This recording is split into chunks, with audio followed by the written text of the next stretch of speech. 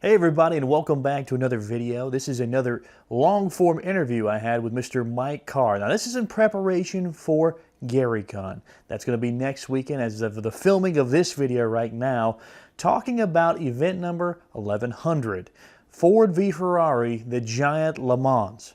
I'm butchering that name, and I'm going to butcher it again later on in the interview, so just hold on to it. We're going to try to take a Ford and beat a Ferrari. That's my best Christian Bale impression, and I know that one was also terrible. Mike Carr is a legendary tabletop game designer and one of the early contributors to Dungeons & Dragons. Working at TSR in the 1970s and 80s, he helped shape the hobby through classic adventures and tournament play. Carr is best known for designing the iconic dungeon model B1 in Search of the Unknown, as well as the naval war game Don't Give Up the Ship, which he worked alongside Gary Gygax and Dave Arneson on that, and all three of their names are on the box. Decades later, he's still active in the gaming community and a regular presence at conventions like GaryCon, which hopefully next weekend when I do my big video on GaryCon, we're going to be able to talk to Mike Carr and play some of his games in person with him. So we're looking forward to that, and obviously stay tuned for GaryCon coverage from this channel. Without further ado, here's Mr. Mike Carr.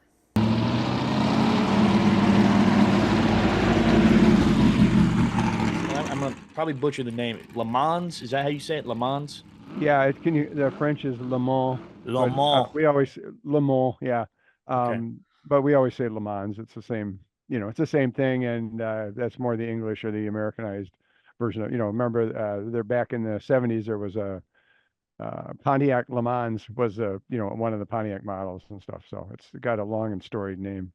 And they're in real life they're into the 90s. I think this year might be the 94th running of it, going back to like 1920. So obviously it didn't run during the war, but it's got quite a storied history, and it's a very cool place. And they run it on a portion of the race is run on actual highways, public highways, which adds an extra bit of cachet to it. So it's just a cool thing with a wonderful history. Is that what inspired you? Did you go to the race in person before you said, you know what, this would be a cool idea for a game? In 1961, Avalon Hill Game Company published a board game, Le Mans, and regular size board. I think it's 22 by 28, and had the Le Mans track on it with I think 2 lanes.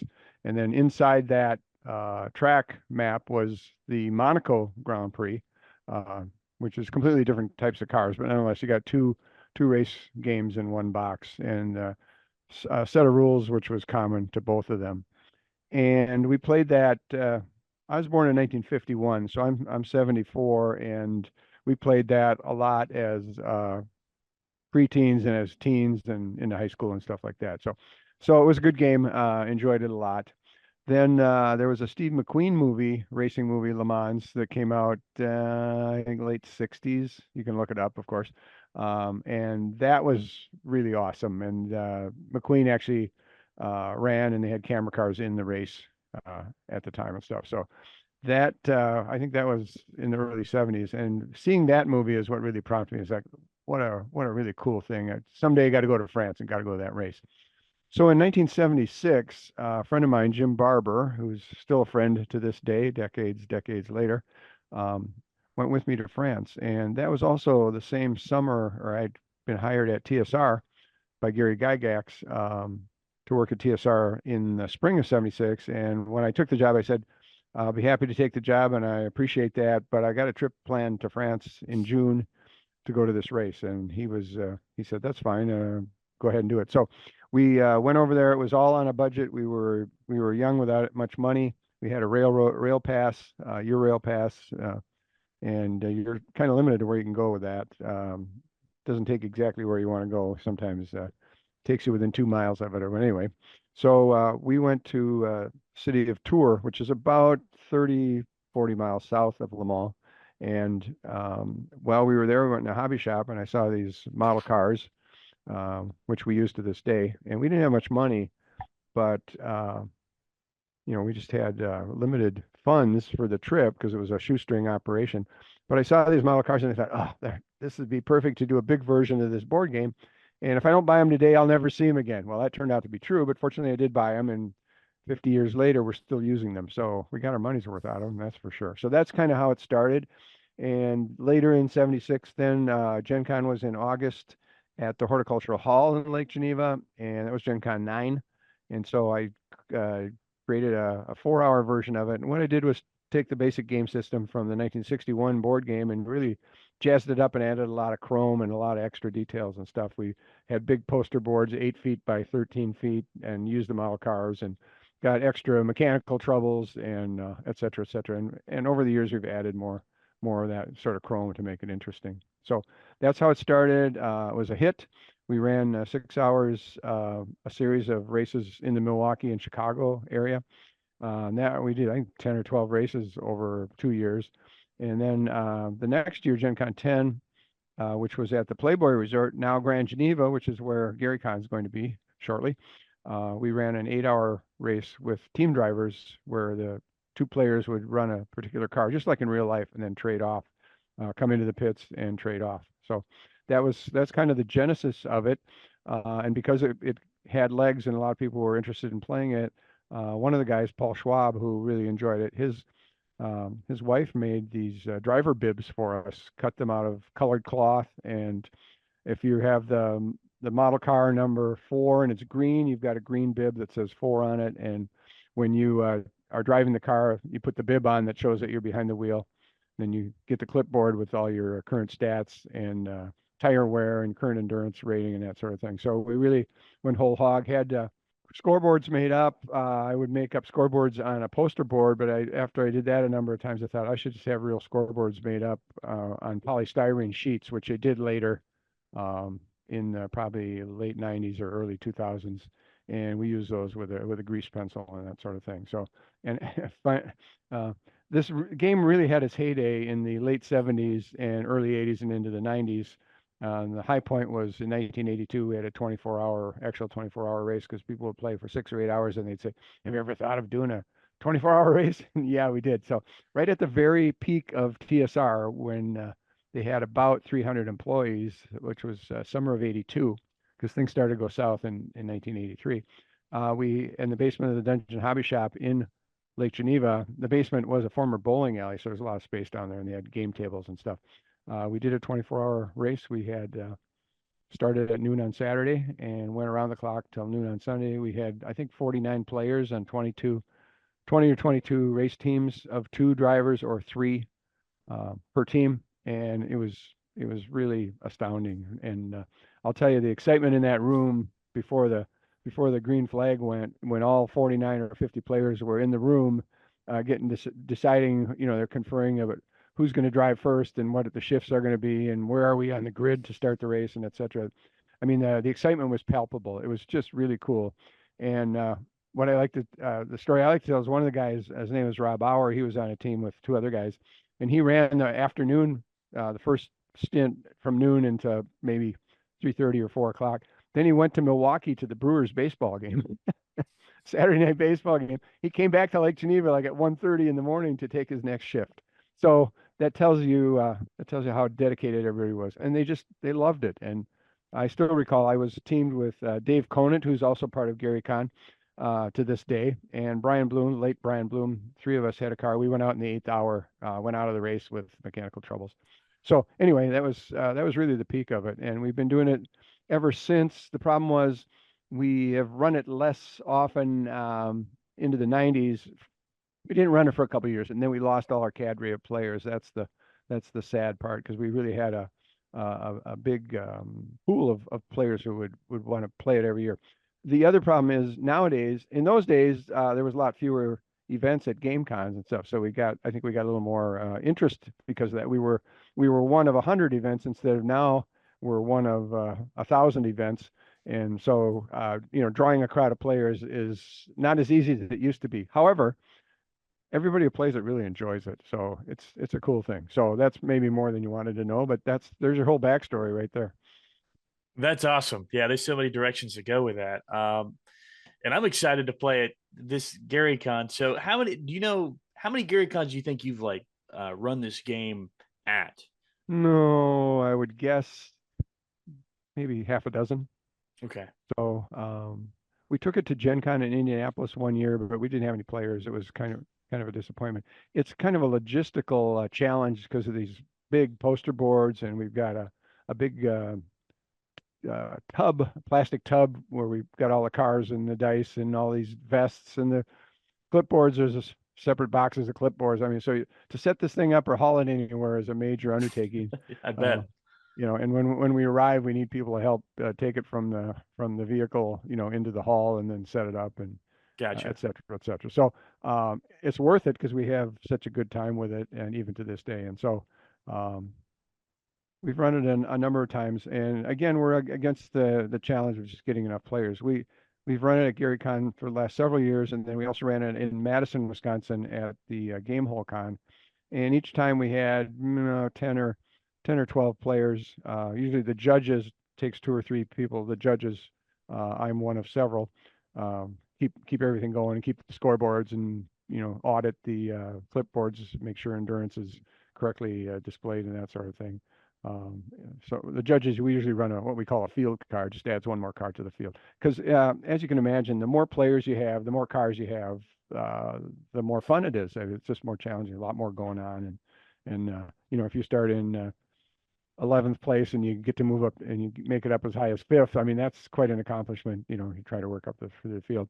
Another thing I did was uh, created a master list of all the different cars. We had a Class A cars and Class B, like in the big race in 1982. There were 11 cars in Class A. They were racing against each other, just like the real life, and Class B were racing against each other.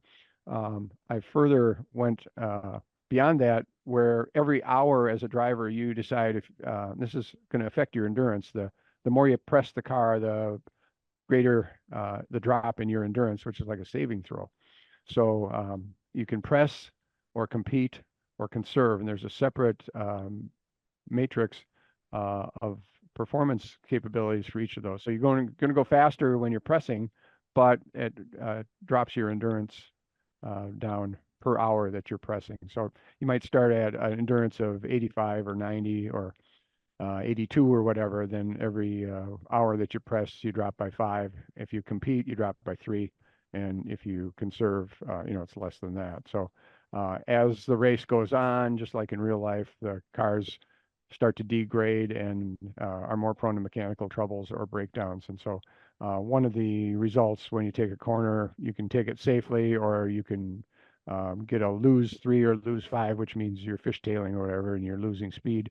There's also one of the results is an endurance check, and that's a saving throw. So if your current endurance is 65 and you get an endurance check, then you've got to save 65 or lower, you're fine. But above 65, then you got to go to the trouble chart. So a lot of stuff happens. And the other thing I did was I went through 10 years of actual Le Mans results, and especially the mechanical trouble. So I did 10 years worth of mechanical troubles and boiled them down into this mechanical troubles table, which is everything from tires and suspension and engine and oil and et cetera, et cetera. And so you roll your dice if you fail your check and see what your problem is. Gotcha. So that was going to be one of my next questions is, and again, there's so many directions we could go with this. So Sure. talk to me about, developing. So you went, correct me if I'm wrong here. I'm just trying to follow. So there was the original game, and you kind of took it, made it the giant Le Mans. You kind of Yes. improved upon it, right? Okay. So Deluxe version, right. kind of enlarged it. Yeah. And then added, well, what we call, Chrome, added rules that, just make it more reflective of reality if you can, or add more cool aspects and that sort of thing. So yeah, so it's the same basic game system. In the Avalon Hill game, you have a particular car, and you've got 5 gears plus a T for top speed. So and it's the track is gridded in squares. So at first, you're starting from stop. First gear might be four spaces or 4 squares, maybe 5. Second be 7, 8, 9, whatever, depending on the car. Third gear is 10, 11, 12. Then fourth gear might be 14, 16. And then fifth gear might be 20. And then you stay in, once you're in top gear 5, then you go up to top speed, which might be 22 or 23. and then you have to gear up and gear down. And that's all based on the 1961 game. It's relatively simple. And in our case, we've got judges there to help people and to coach. And sometimes the judge will tell the player, you don't really want to do that because you can, Yeah.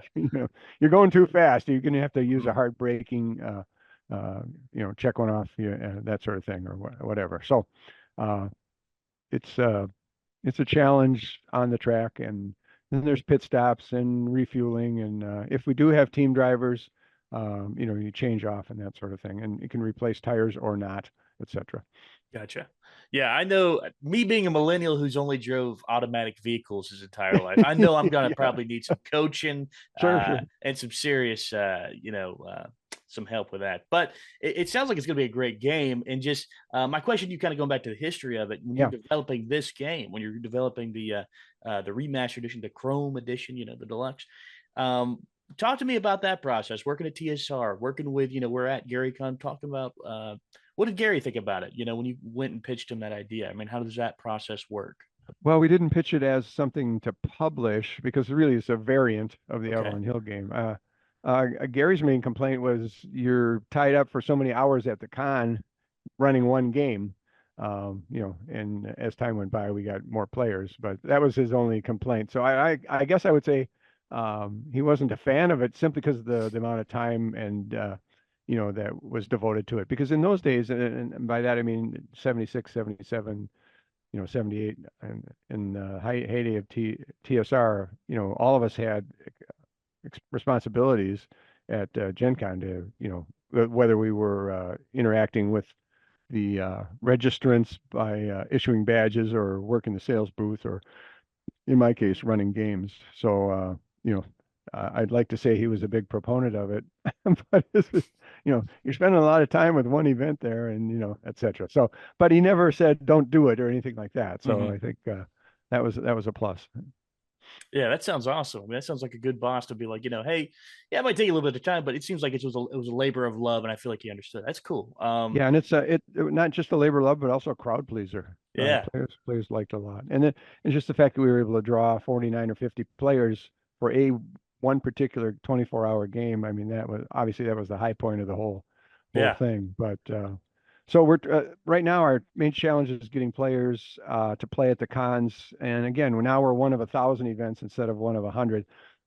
So getting people to try it is probably the biggest challenge, and when they see that it's blocked out for 6 or 7 or 8 hours, that puts people off, understandably so. But we try to emphasize that, well, if we can have players, it'll be team drivers, and you can run a stint at the start for 2 hours, hand it off to your partner, teammate, go have lunch, come back and take over again. So that's really when it's probably the most fun with the changing the drivers and that sort of thing.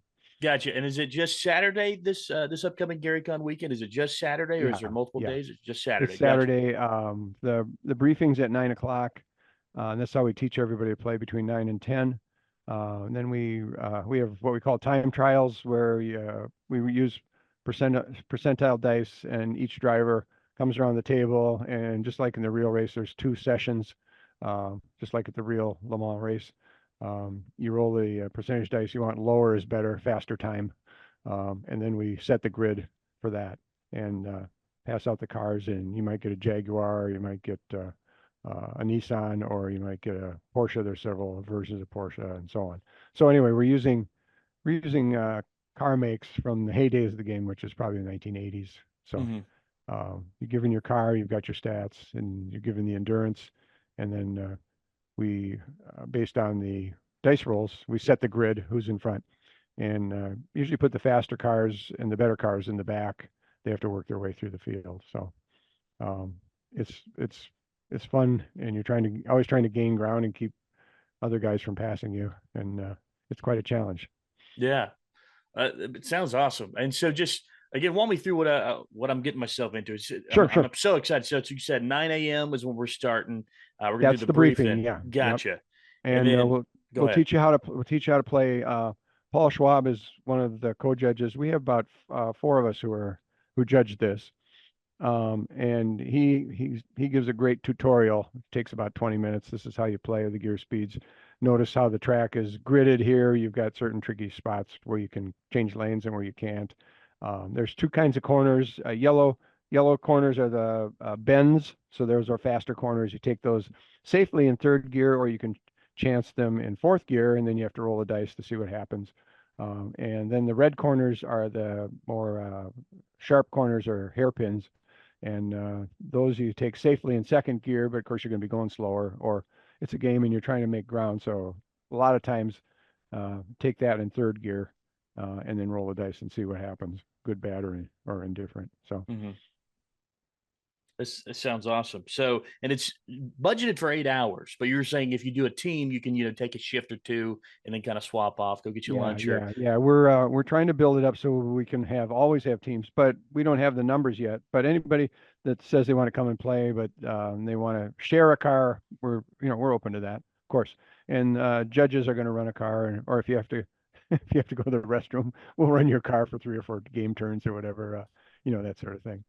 Gotcha. Although when we did the 24-hour race, no bathroom breaks. You had to come in to the pits to change off and that sort of thing. So, but with it's pretty visual game, especially with the model cars. You've got driver vests in multiple colors, the scoreboard. You're going to each have a clipboard to keep track of your status and your current gear speed and that sort of thing. So, there's a lot to it. I think the richness of it, people really appreciate that. Now the poster boards go back to 1980, so these poster boards are 30, 40 years old, and so they're a little dog-eared, but I guess that adds to the charm of it. It's just That's truly old awesome. school, truly old. I mean, this was all before electronic games existed or computer Hmm. games existed. So I think we're proud of that, and I would hope we get some cachet because of that, and people, millennials such as yourself or others, might just be curious about this. How was it back in the day? Yeah. Yeah, it's exciting. Yeah, I mean, you said those poster boards that have been around forever. That's awesome. I mean, like for me, I'm a DM of Yeah, like just a Dungeons and Dragons game right now with a campaign. And it's like I use so much digital stuff now, and I can sure. only imagine what it was like back in the day when it, originally when it was starting to come about. That you didn't have all that stuff. You didn't have all Yeah. this extra stuff. Yeah. There's a lot more of theater of the mind. I just it blows me away. But yeah, Yeah, kind of go. sometime as an aside, I grew up in St. Paul, and that's where Dave Arneson was from. And so I've got a history with Dungeons and Dragons and playing in the first Blackmore campaign and being the first ever cleric, and that's a whole separate deal. But Dave Arneson was a master uh, game master, and he ran a big Napoleonic campaign, probably had 20 players in it, all these nations of Europe, and everything was done by hand. You buy regiments and artillery and naval ships and what you spend on cannons and training and all this stuff, but he did it all by hand. I mean, he had notebooks and tons of index cards and stuff, and the whole thing was really tremendous fun. But it'd be a lot easier today with all the bookkeeping. But to his credit, he enjoyed doing it, and he was damn good at it, and everybody had a great time because of uh, his dedication to it. Yeah. Yeah, it's cool to hear more about Dave. I mean, I feel like he kind of gets lost in the history because a lot of people, and I know we're going to Gary Con, and Sure. it's awesome to to talk about Gary and all that stuff. But Dave, sometimes it's great to hear stuff about him too, and just how much dedication he had behind a lot of stuff. So that's Yeah. that's Yeah. that's a cool story that you had just there. But talking about, I know I mentioned I'm a DM of a Dungeons and Dragons campaign right now. Well, it's an updated version of it. And correct me if I'm wrong here. Were you an editor on Keeping the Borderlands? That was right about the time. That was the B2 module. Okay. And so, yeah, I think I had some input on that, but Yeah. I had just previously done the B1 module, Yeah. was the one that I had written for, for beginning dungeon masters. So the amazing thing, that was 1979, and Mhm. I still get compliments on it at game conventions and stuff, which is, Yeah. it's amazing that anybody cares what I did 45 years ago, let alone really likes it to this day. So, yeah, Yeah. My group, we just got through, it's like a much updated version of it. sure, sure. But we really enjoyed it. And then all the bones I think are still there. So just like it's cool to meet somebody that had a part in that of something I just played that helped, you know, Yeah, help make yeah. that what it was. So I I, guess what I I'm trying to say is thank you.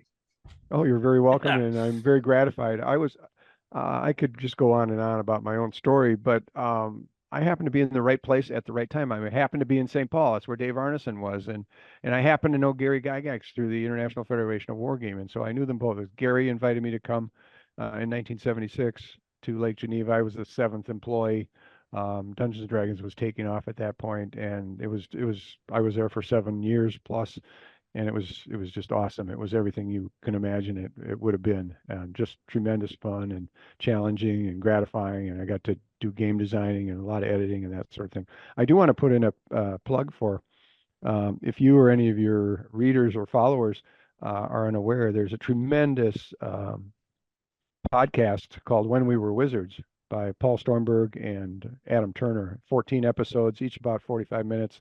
Tells the whole story, primarily focusing on Gary Gygax, but Paul Stormberg and Adam Turner just did a bang up job, and they intercut their commentary as narrators, as hosts, with probably 20 to 25 different people that had audio clips and explanations and quotes and um, anecdotes, etc., from back in the day. So 14 episodes. It's free at the Apple App Store, and it's really excellent. Are you Mm. familiar with it, or have you heard it? I haven't heard of that one. I've listened to a couple other ones. I've listened to an audiobook on Gygax's life.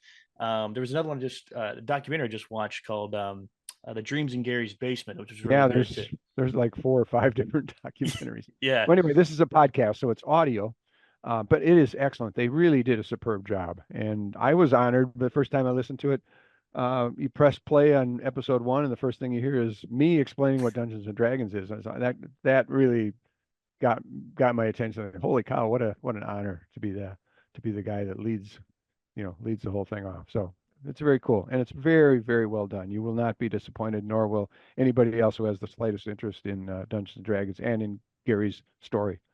Yeah, it's awesome stuff. And I know you mentioned Gen Con earlier. Yeah. And I mentioned some of your games have been there and that kind of thing. So correct me if I'm wrong here, but when I was doing my research, is it true you've been to every like Gen Con ever? Yes, and I'm the only person who's been to every Gen Con. And not only that, Austin, at the very first Gen Con that Gary Gygax hosted on August 24th, 1968, I ran the very first event after Gary welcomed everyone. I ran a game of Fight in the Skies, which is the aviation World War One air battle game that I created, and that Gary was a proponent of and encouraged me to self-publish and so on. Yeah, we played that on the square tile floor at Horticultural Hall in Lake Geneva, which unfortunately they've replaced the floor since then. But we had plastic models and we played on the floor. And after Gary welcomed everybody um, to what turned out to be Gen Con #1, I ran the first event. So that's pretty cool, and it's a great honor, and I consider myself fortunate. And again, to my point, I happen to be in the right place at the right time. That's awesome. I mean, like you're just shown into the history of it all, and just so much. That's such a cool aspect behind that. Yeah, I was, as I said, I grew up in St. Paul, and I was just a few, maybe 10 days. It was 10 days short of my 17th birthday, and I asked my parents, could we possibly go to Lake Geneva? There's a game event going on there. Um, I think it's the third Saturday in August or whatever, and God bless them, they said yes. So we came down as a family. I said, well, you can go on the boat ride on Geneva Lake with my sister and that sort of thing. And they did the touristy stuff while I got to Gen Con, and then, I made it a point to come back every year and have done so. So I'm very gratified to be, in that sort of position, and hope to go for a few more years. Uh, and now it's in Indianapolis. It's a little more to get there from where I live outside of Milwaukee, but it's worth a trip. And Peter Adkison very graciously um, complimented me when they were doing the just prior to the Gen Con 40. Well, now we're up to what, 67 or 68, something like that. Prior to Gen Con 40, they were going to do a history of 40 years of Gen Con, which they did. Robin Laws was the editor. And I was asked, do you have any photos from the early days? Or, any Gen Con photos. I said, I'm embarrassed to say I have very few photos, but I have a handful, and this is like 7 or 8, black and white pictures, which turned out to be from Gen Con 3. And so Wow. they said, oh, we'd love to see those. Well, they were black and white. It was from a really cheap camera, the kind that you'd give a teenager in those days. And I sent them in, and I remembered a lot of the people that were in the photos. I was able to caption them even decades later. And then when the book came out, it turned out those were the only pictures they had from the early days. So even the Wow. most unremarkable pictures become very valuable when they are the only pictures. And after that, Peter Atkinson complimented me and offered me lifetime pass to Gen Con, Wow, which that's cool. I'm happy to accept. And every year I try to bring somebody else with as a guest. So I'm just, again, in the right place at the right time and very fortunate and very appreciative. And people still come up and compliment me. So I'm happy to spend time with them and hear about their excitement over D&D or role playing, or whether it's a Fight in the Skies Dawn Patrol game or the B1 module or whatever, Giant Le Mans. So it's all fun. Yeah, it totally is. And then how much I don't know how much time you have left to give me, I- but I'm good. just okay, cool.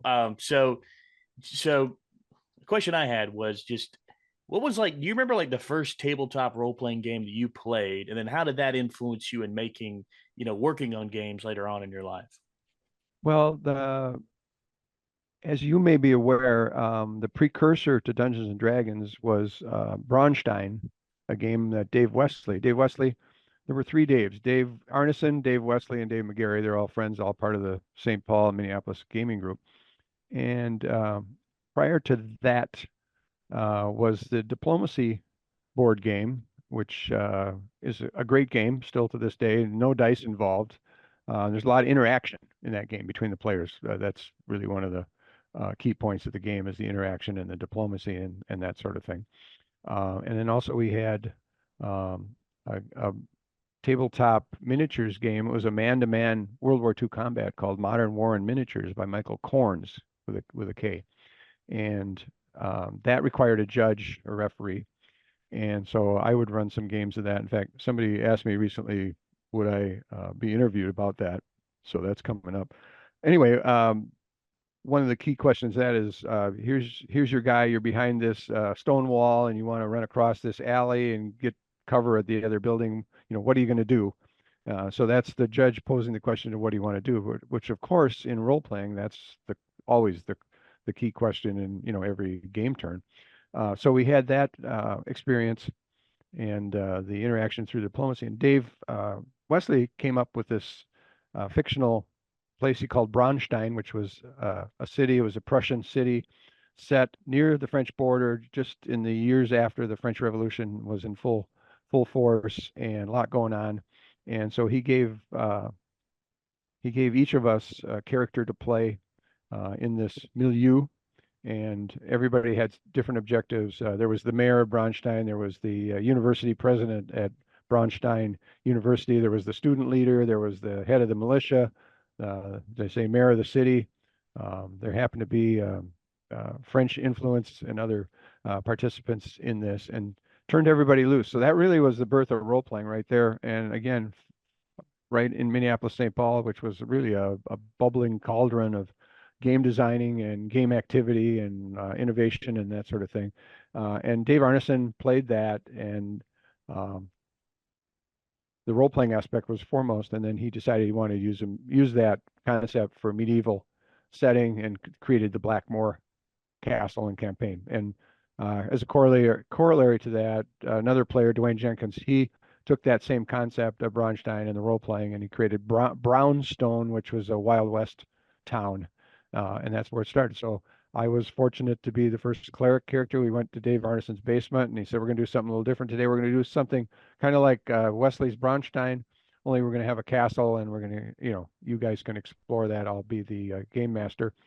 And so he said, "Mike, you're going to be a cleric." I said, "Okay." And he said, "You have a list of items you can choose from here. You have the power to cure minor wounds." Um, and he said, "You can choose a weapon, but not an edged weapon." So, as you probably know, to this day, clerics are prohibited from using edged weapons. And since I was the first ever cleric, people would ask me, "Where does that come from? Why is that?"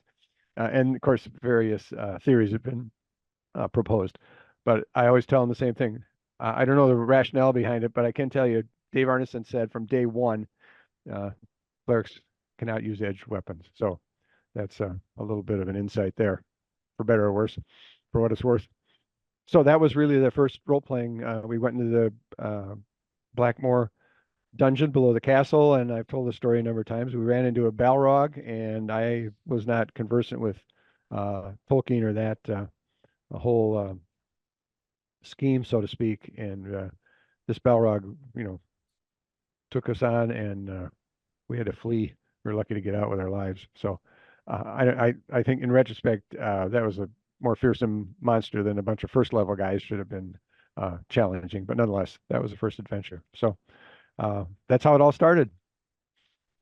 Wow, that's awesome. And then just what what notes did you take? Like, was there notes you took from Dave, like playing his game, like that you were like, okay, this is I need to making a game for other people to play. Like, this is what I need to implement, or for me, like as a DM, I just good DM I hang out with, I'm just like, I'm stealing that, I'm stealing that, stealing that, and I Sure, sure. tell them that because it's like I feel like the imitation's the most sincere form of flattery. Yeah, and I don't think How does that anybody work? minds. Yeah, yeah, Yeah. it's yeah. So we did role playing in other adventures, and there was more than a dozen players that participated in the Blackmore campaign and stuff. More than I did, of course, but it was the concept that was that would carry over to anything else. So I think it's what really struck me was the imaginative aspect of it, and also you got to think on your feet as a player. And of course, on the flip side of that, as a dungeon master, you got to be able to create a backstory and a setting and offer a challenge and some twists and turns along the way, and make it challenging without being too overwhelming and also not too easy. Uh, where there's every third room has a magic item, or you can keep getting uh, plus two swords and that sort of thing. So anyway, uh, it was a concept that uh, right away was pretty much instantly recognizable as something that would be challenging and really fun and could go in any direction. So when the TSR published the basic set, which was in response to a desire to have a mass market product, but also to have something that would introduce players more reasonably or in a less formidable fashion, they wanted to have beginning module created that would help people understand how to be a dungeon master. So I raised my hand and volunteered to do that, not because I was a avid or regular Dungeons and Dragons player, but I had, been part of the Blackmore campaign and that sort of thing, and I knew what was required. So, and as I've also said in the past, the fact that I was not a diehard, deep into it player probably helped me do something for beginners because I would know, what do the beginners need to know and that sort of thing. Starting with what's the backstory? Why are you going on this adventure? Where are you going? What do you know about it or not? What resources do you have and that sort of thing. So the B1 module was to fulfill that purpose, a low level thing with a backstory, and you can discover things. But what made it unique in a sense was that you, the purchaser, you're going to be the dungeon master. Here's your list of treasures. Here's your list of monsters. Here's your setting and the map and all that. You can decide how to populate it. And was a legends table. You can take each player separately and roll a 20-sided dice, get a number from 1 to 20, and here's the legend that your character has heard. Now, some of them are bogus, and some of them are true, and then the characters can decide whether they want to share that or not. So it was the concept and able to, I think, convey that, and the fact that the B1 module was very successful, and like I said, still get compliments on it. That I think proves that I succeeded in that regard, and hopefully people are entertained. And there's a side story on that. I don't know if we want to go there or not, but um, it's kind of an interesting thing. Let her rip. Yeah, I'd love to hear it. Okay, the I lived prior to coming to Lake Geneva at Gary's invitation in 1976. I worked in Cedar Rapids, Iowa. I worked for the Ground Round restaurant chain. I have a degree in history. I was going to be a history teacher, but there were no jobs coming out of college. So my college job was working at the Ground Round restaurant, which was a division of Howard Johnson in those days, and was a manager trainee and then assistant manager in Iowa. Which I enjoyed, but working 6 days a week was not my cup of tea. Anyway, in that proximity of Cedar Rapids is a small town called Quasqueton.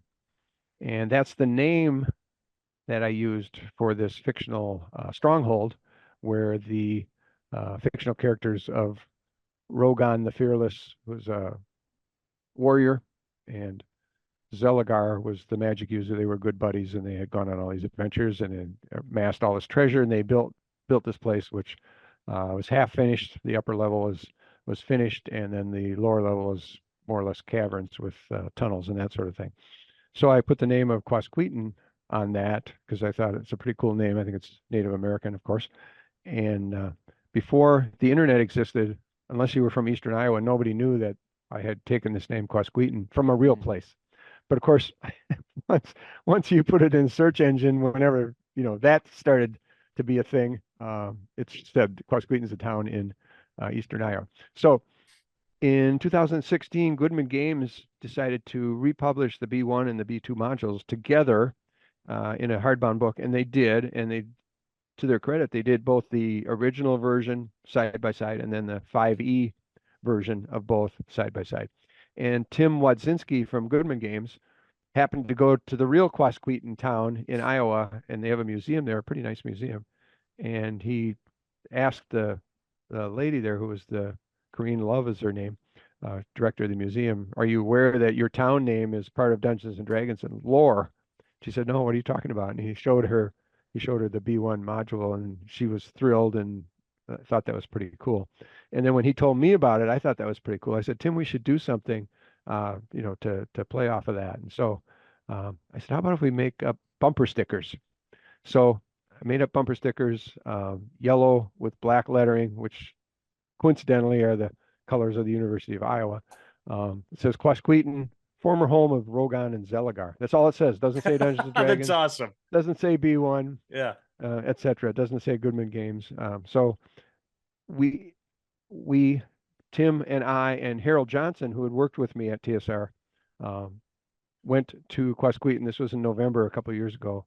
I called up Harold, who lives in Lake Geneva, and I probably hadn't talked to him in 6 months or more. I said, "Harold, how's it going?" "Oh, good." I said, "Do you have any interest in going on a trip to Quasqueton?" And he said, "The one in Iowa?" I said, "Yeah."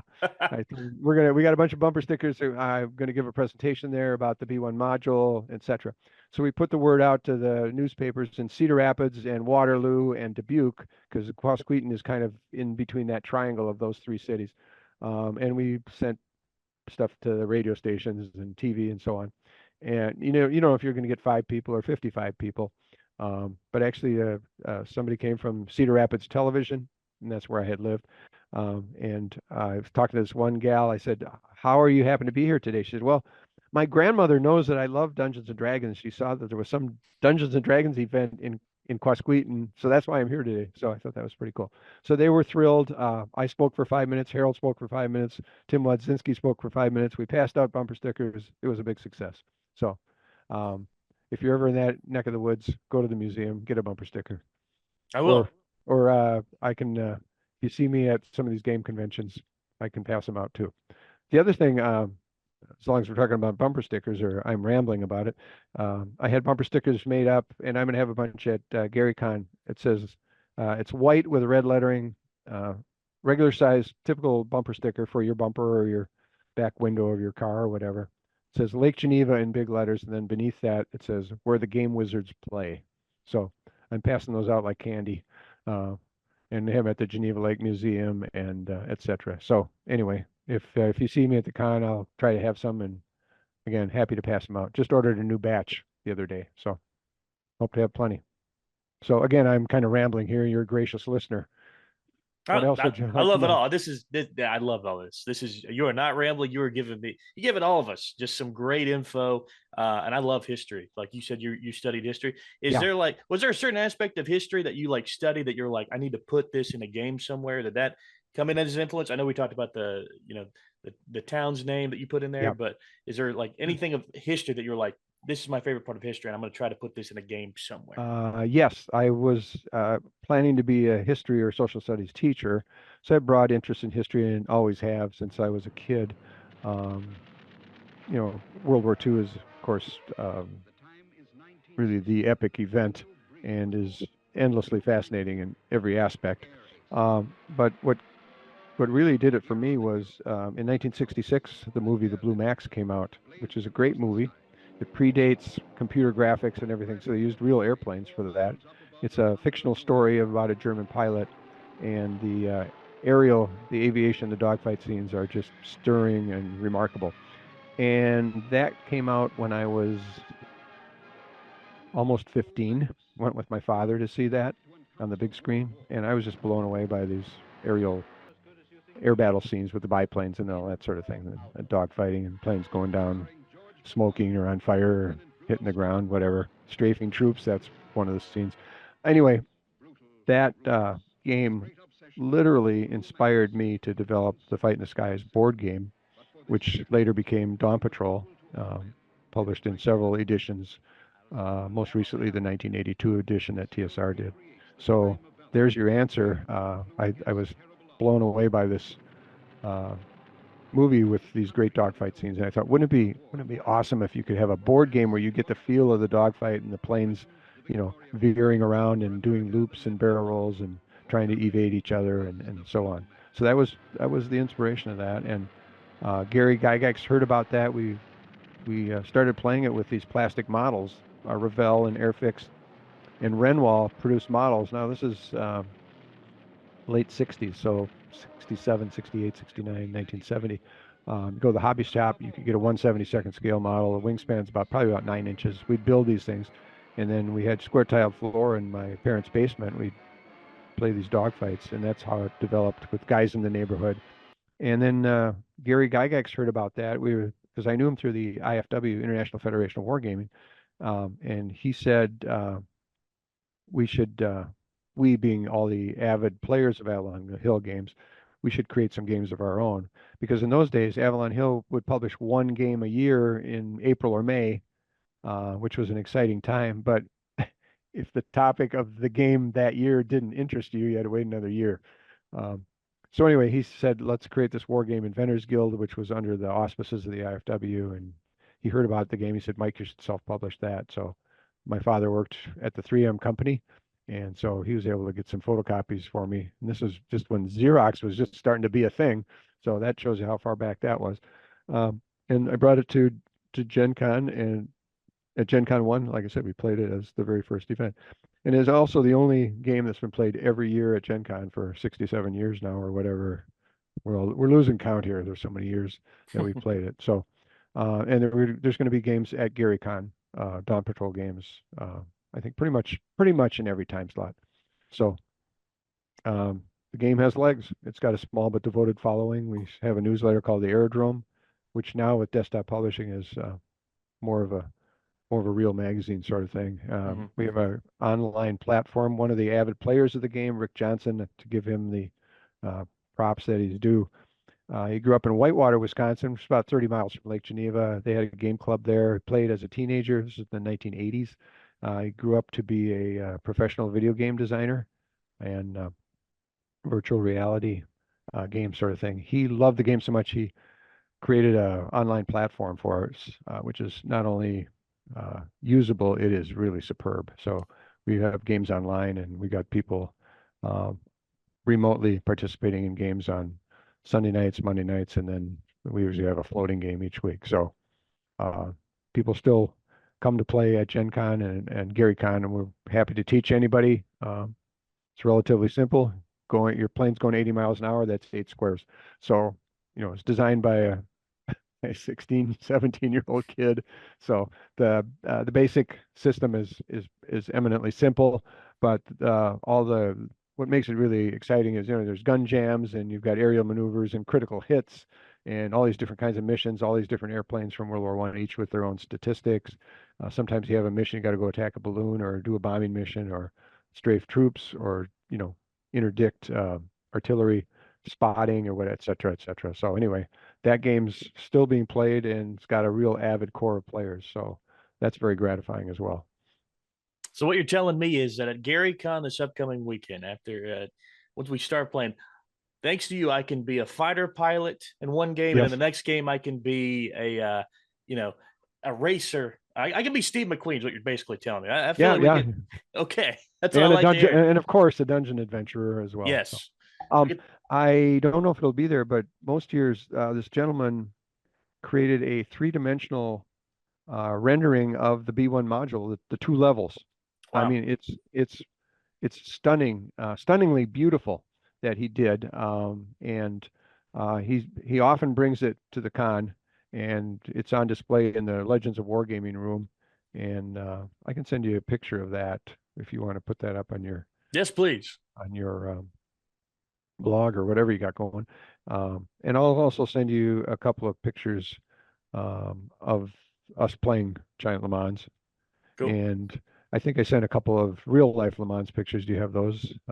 Sent in the email that you Yeah, can I got display. that. I got that other one the other day. I think it was either today or yesterday. Yeah, I got that. But Yeah, and you can, as you air this um, interview, you can you can put up yeah, that's some the of those plan. stills. Who wants to look at my mug for 45 minutes? So let's have some pictures of cool race Yeah, cars and that sort of thing. we'll So make it yeah. happen. Yeah, the more pictures, the better. Obviously, looking forward to Gary Con, and yeah, just one quick little just off the cuff question is I've Yeah. got for you. I've never been to Wisconsin before. It's my first Oh, Gary Con. okay. I'm going to be going to, and I've got And the world wants to talk to me now, of course, where do but you live? How far away? I'm in Atlanta. I'm in Oh, Georgia. So okay. this is my All right. first time flying up. I'm going to see Chicago for the first time, and then Lake Geneva, for the Okay. weekend.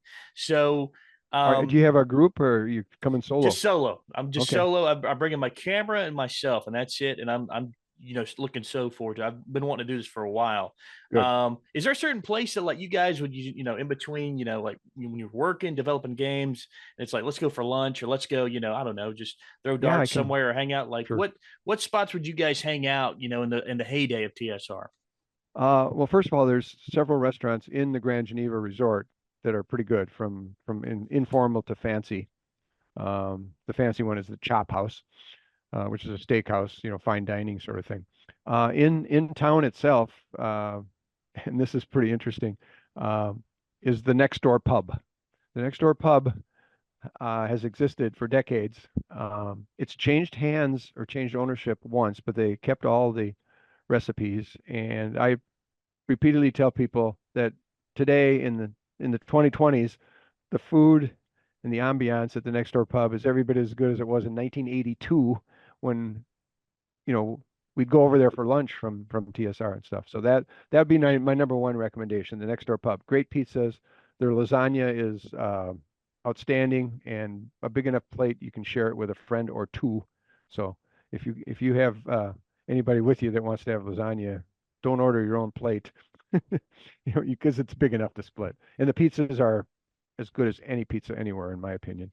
Then there's a Chinese place called Su Wings. So that's the name of the owner, Su SU, and then separate word WING. Um, Su Wing, interesting guy. Back in the 70s, apparently he swam to his freedom from communist China to Hong Kong. Swam 6 miles or so. I don't know what the exact distance is, but nonetheless, pretty impressive.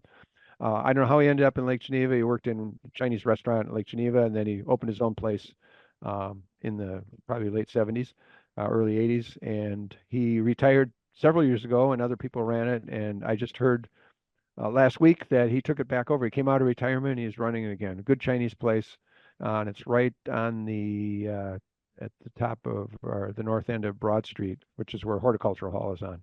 So those are the two that I would recommend. There's a place called Popeyes, which was originally Popeyes Galley and Grog, and I can still remember that from the 70s. That's still there and has good food. That's a burger place, and they've got Greek chicken and rotisserie chicken during the summer, the big outdoor roasters and that sort of thing. So those are the first three off the top of my head in town. And then, in addition, of course, to what you have at the resort.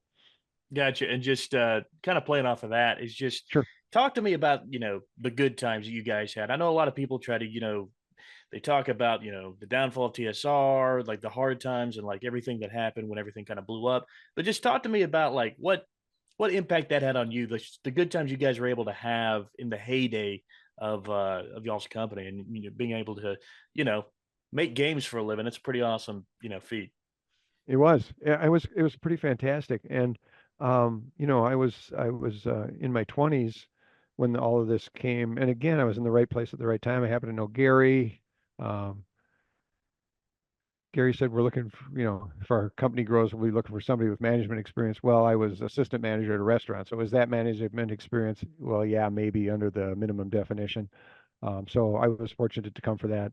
Um, when I got out of college and couldn't find a teaching job, worked at the ground round. I asked, could I go in the management training program because sending, they were having trainees, guys in their 20s and early 30s coming in because the chain was growing pretty rapidly. And they were at my location, which was Roseville, Minnesota, in the Twin Cities. They had several locations there. So I asked, could I go into management training program because I'm not finding a teaching job anywhere. And as my father would remind me, we didn't send you to college to be a cook. So I couldn't argue with that logic. So I asked, could I go into the management training program? They said, yes, if you're willing to go to Cedar Rapids, Iowa. I think it was a take it or leave it deal. I think they couldn't get anybody else to go there. So that's where I was for 2 years. And then Gary invited me to come to work. But I had worked my way up at the ground round from $150 a week starting as a trainee. I'd worked all my way up to $205 a week. And Gary said, if you'd like to come and work for us, we can offer you $110 a week. So it's almost a 50% pay cut. So obviously I did it for love, not money. But Gary said, if the company proves to be successful, we'll give you stock in the company and it could turn out to be beneficial, which absolutely it was in the long run. So just proves that getting in on the ground floor of any successful enterprise is a good thing. But it was tremendous fun. It was my hobby, and now I was been able to go from working myself late hours, 6 days a week at the restaurant with Tuesdays off.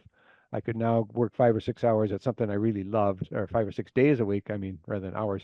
So it was great fun. It was a bunch of other gamers who were all working together, played games on the side. We also did play testing, of course, and everything was very exciting because the growth was just astounding and more stuff going on and adding facilities, different buildings, more and more employees who also loved gaming generally. And so it was a tremendously fun time. And the interchange and exchange of ideas and innovative concepts and that sort of thing amongst the crew was very gratifying and very interesting. And some of the brainstorming that we would do and play testing and that sort of thing. Um, Yeah, there's and a, go ahead. sorry to interrupt, but did you guys ever think like that? Like we're now in 2026, and like what you guys were working on would influence and just change the pop culture so much to where now, you know, just where everything is now. Like I don't know if you watch the show Stranger Sure. Things, how much like the pop culture has just been so influenced by everything that you guys were like doing back in those days. I think we could foresee that this was going to continue to grow and expand, and that the whole concepts of role playing and the joy of role playing and the challenge of role playing and the imaginative aspects, that was unlimited and it has proven to be unlimited. Um, did we think it would get to this level that we enjoy today? Probably not, because it was such a niche hobby at the time. It was just, a very small slice of humanity that was playing it, so to speak. And it was mostly college and high school, mostly guys in that day, although it was always open to others. And over time, that has certainly improved with a lot more female members and others of all stripes. And so that's been good. And but I think we could all see that this was really something that was fun. We loved it, and we would be evangelists for it as well. If people say, what this gaming thing that you do, what is that? You gotta give them the elevator pitch. This is what role playing is. You have a character, you have a challenge, you've got a game master. It's all going to be in your mind, and you can do whatever you want or try to do anything you want, and the game master will guide you in an unfolding adventure. And there's your 30-second pitch right there, which hopefully that conveys to somebody that doesn't have a clue, at least what it's about. So, yeah, I think it was something that we all believed in and we enjoyed, and we loved seeing more and more people jump on that bandwagon. And now it's arguably as many people as ever. So it's a great thing. And I mean, go to Gen Con for Pete's sakes. You see, I think they've capped it at 75,000 people. And everybody's there having a tremendous time. And the dealer area is bigger than a football field. I mean, it's incredible. And now the problem is people say, oh, it's too big. It's I don't want to fight those crowds. Well, you know, That's the cost of success, I guess. But I still love going there, and I tell anybody else to go there too. And I think you'll really enjoy GaryCon if it's as your first experience. Oh yeah, I'm looking forward to it for sure, and just it's going to be a great experience regardless of what kind of mischief we get into, and I'm looking forward to doing Le Mans with you. That's going to be Yeah, awesome. that'd be Um, fun. and yeah, it's good. I'm looking forward to it, and I guess on the other days other than Saturday, what are you going to be up to at GaryCon, like a Thursday, Friday, and then Sunday? Thursday, I'm going to be running Don't Give Up the Ship Naval Battle. I don't know if you're familiar with that. Don't Give Up the Ship was the other project that Dave Arneson and Gary Gygax collaborated on. It's Napoleonic era ship battle. What makes it exciting is each player is a captain of a single vessel. So you have, let's say you have the HMS Inflexible or whatever. That's your ship, and you're on the British team with 5 or 6 or 8 other captains, and you each have your own ship. So you're trying to work together as a team, of course, but you can't communicate. You can put up some minimal flags, signal flags and that sort of thing, but it becomes really unpredictable and really fun because your team can't coordinate and their team can't coordinate against you either. And so the ships are going every which way, um, you know, loosing broadsides at each other and that sort of thing, trying to take down masts or blast the hull and cause crew casualties and cause them to strike their colors. And there's occasional boarding actions where the enemy ships come together and grapple, and then there's a boarding action. And this was all a game that Gygax and Arneson created.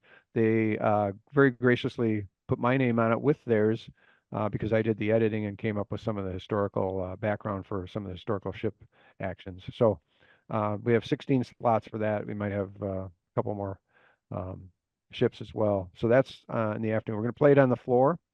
Um, if you're familiar with, and I suppose most people today are not, there was a Milton Bradley game called Broadside in the 1960s, and we use the little plastic model ships from that. They've got removable masts, so if a mast gets knocked down, you can just pull it out and put it on the carpet and that sort of thing. So everybody has a ship. You have certain armament of cannons and stuff, and this is what Arneson created, and then Gygax kind of further improved, modified, and expanded that. And so we're gonna have a battle on that. So I do that every year, and we had 16 slots filled up within the first half hour and of sign up, and we got people on the waiting list and stuff. So that's what I'm doing. I do that every year at GaryCon on Thursday. I'm also going to do that again at Gen Con in Indianapolis, I think on the Thursday there too. So the fact that I got my name on something with Arneson and Gygax, that's pretty cool, and I think people notice for that reason. So, but it's a fun game, and it's really unpredictable, and it's fun to be the game master. So, my biggest challenge every year is I got to write up the ship sheets, but also try to cook up some scenario um, that I'm going to challenge the players with. So doing that. I've also was asked by Paul Stormberg, who runs the Legends of Wargaming, the whole platform and the whole structure, if I would sit in and talk about Dave Trampier, the artist from back in the 70s. Uh, and he worked with me and under me. Um, so I've got that, I think, on Thursday and Friday, like at 11 o'clock. So if you want to come and see that or chat, do that. But if you're not otherwise engaged on Thursday afternoon, just at least stop by and see the naval battle. I think you'll be impressed by that. And it's pretty cool. It's something, again, very old school, something that Arneson and Gygax created in the 70s. You know, we're still playing it and still having great fun with it. So it's really not that well known, but the fact that people keep returning every year and they want to play it again, that tells you that it's got real merit to it, and it's great fun. Um, Friday, I pretty much, other than this Dave Trampier commentary, um, I'm pretty open then. So my main activities are on Thursday and Saturday. So, and I'm going to be rubbing elbows with old friends and going out to dinner and all of that sort of thing. So That sounds awesome, and I hope a lot of people come out and get to hang out with you. I mean, that'd be cool. yeah, I'm Um, always happy to chat with anybody, and people still ask me to sign copies of the hardbound books, the Dungeon Master's Guide and the Player's Handbook and the Monster Manual, which I was fortunate to be the editor of and wrote the forwards for. So I'm just happy to chat with them and find out about their role-playing experience and etc. And my current project, if I can put a pitch in here, I've this is kind of a legacy project. I'm going to create a Kickstarter campaign and promote this. It's a rhyming children's book called Girls and Boys Love Great Big Toys. So I just gave a lunch presentation just today at the Rotary Club in Waukesha, Wisconsin, um, as a preview for that. We're testing it out. I'm actually speaking formally on the 13th of April, but it's a rhyming children's book, good for young readers and so on. I'm going to have a Kickstarter.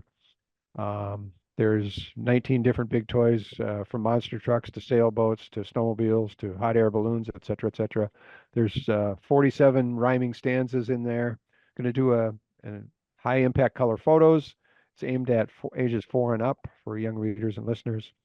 And what I think makes it special is that I'm going to do a hardcover version, which probably have a $25 retail price on it. But once we exceed that in Kickstarter, going to do thousands more softcover versions, and then I'm going to give those away for Toys for Tots, Ronald McDonald House, Children's Hospitals, Bernie's Book Bank, hopefully Dolly Parton's Imagination Library, and that sort of thing. So I'm going to be running a Kickstarter in the middle of the year here. I don't know if it's in May or April or May or June or whatever. But anyway, I'm trying to spread the word on that whenever I can. So That's I'll awesome.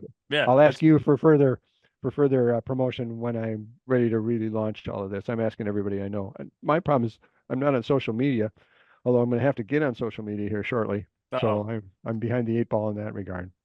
So that yeah. anyway, that's Okay. that's what's coming up. So Yeah, definitely send me the link. I'll try to post that when I do this video. So when I put sure. it up on YouTube and that kind of thing. Yeah, So and that's when I actually do the Kickstarter, then I'll send you more info right and on. you can promote the heck out of it, which I'd appreciate because Yeah, we're going to absolutely. bring joy to children, and Yeah, I plan to give tens of thousands of these books away for free. that's So, and the awesome. book itself's got good merit. The rhymes are solid. I'm very pleased and proud of it. So, I think a lot of kids will be happy with it. Gotcha. And the one there's two questions.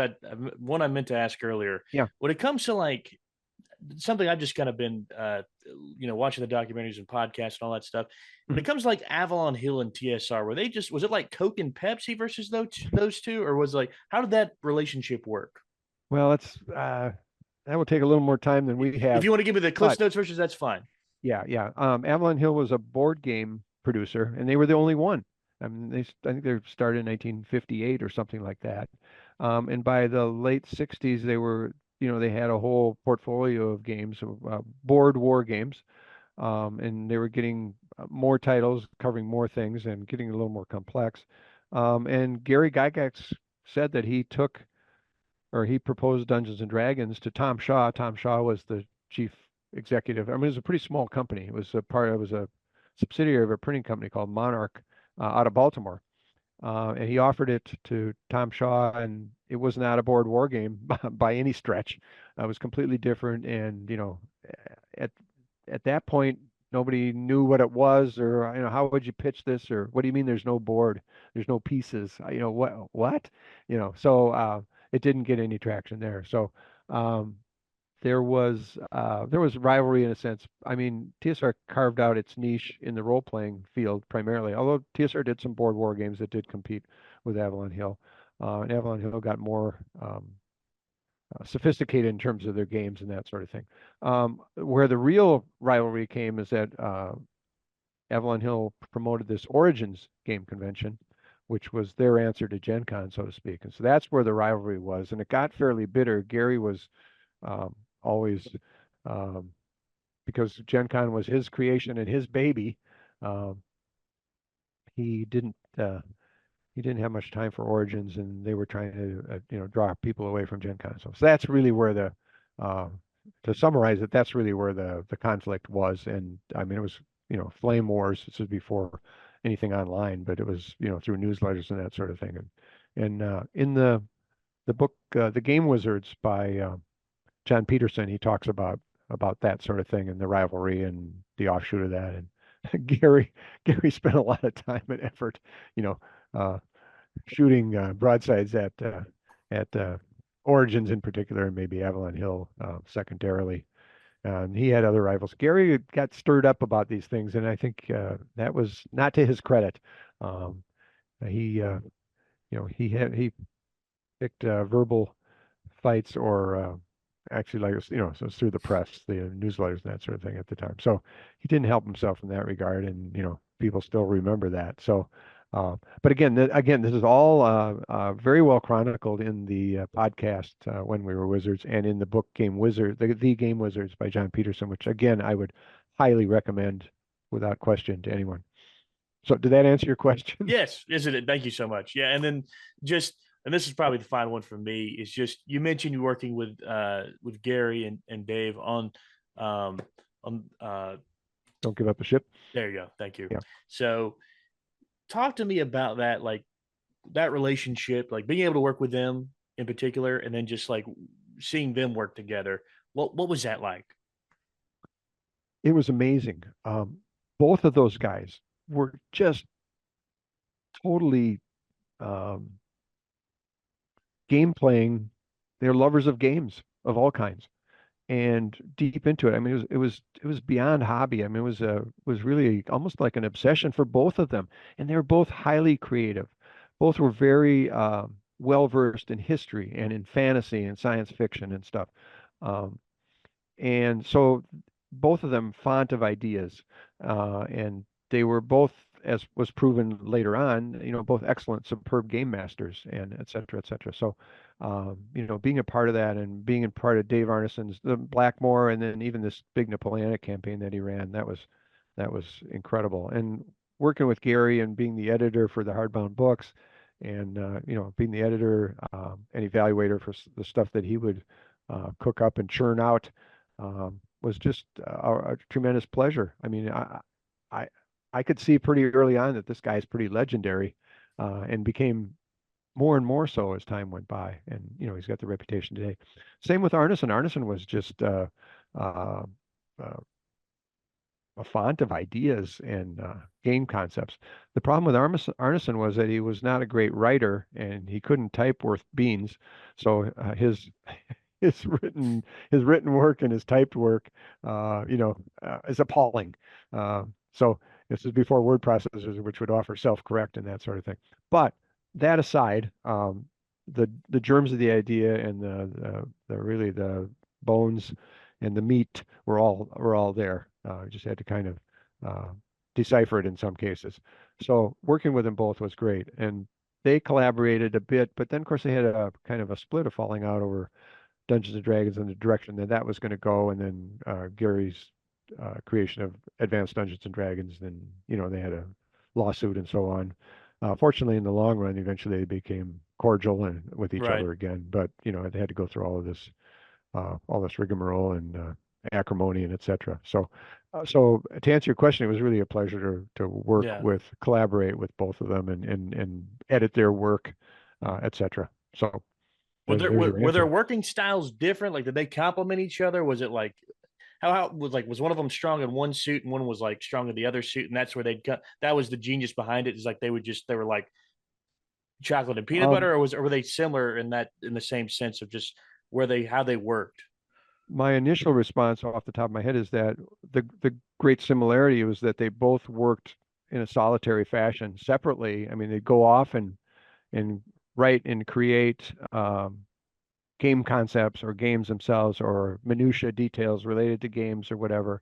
That was usually solitary, and then once they had it, they would bring it out for play testing. And there was a group in Lake Geneva testing and playing and enjoying Gary stuff, and in Minneapolis, St. Paul, there.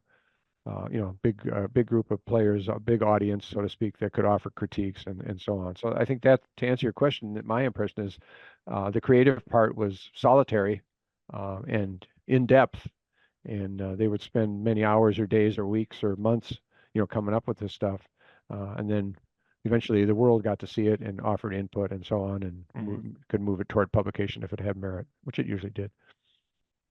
That's awesome. Awesome. All right, cool. That sounds great. Well, thank you so much for your time. And Happy to do it. yeah, we'll hopefully some of us here will be seeing you in the near future here at Lake Geneva, and then we've got Gen Con later on this year, and all the other things you're going to be at, and all the projects you're working on. It seems like it's got a lot going on. So Yeah, and I would invite you in October is Gamehole Con in Madison, which is also a big deal. Um, and just like Gary Con, it's awesome. So once you fall in love with Wisconsin, I think you'll want to come back. And the Gamehole Con is really excellent, and that's in Madison. They've taken over the whole convention center in Madison, and it's in October, and that's great too. The other two cons that are besides Gary Con that are interesting are the Dave Con, which is in honor of Dave Arneson in Minneapolis, St. Paul. That's in the spring, and then there's a separate, completely different convention called Arnicon, also in Dave Arneson's honor in the Twin Cities. That's in the fall. So uh, there's there's no shortage of opportunities, and you can see it. Just go to tabletop dot events, and you can see every weekend there's a dozen conventions some going on somewhere, and so this hobby is really continuing to gain momentum, I think, and that's really cool, gratifying. So I'm lucky to be an old timer that anybody's cares about to listen to me ramble on. So thanks for the platform. absolutely, we love the history. I know you studied history, and then you gave us some history. So in a way, the history's still there. Yeah, it is. And like I said, the fact that anybody cares about what I did in 1980 or 82, that's that's pretty gratifying. So it's I'm a lucky guy, and I appreciate all the interest that people have. Awesome. Well, thank you so much, Mike. It's been a pleasure. And again, we'll be seeing you real soon. Okay, thank you, and hello to all of your listeners, watchers, viewers. Okay, Right on. okay, take care. All right. Thanks, Game Mike. game on, game Game on. on. That's right. Okay, take care. Bye. Yeah.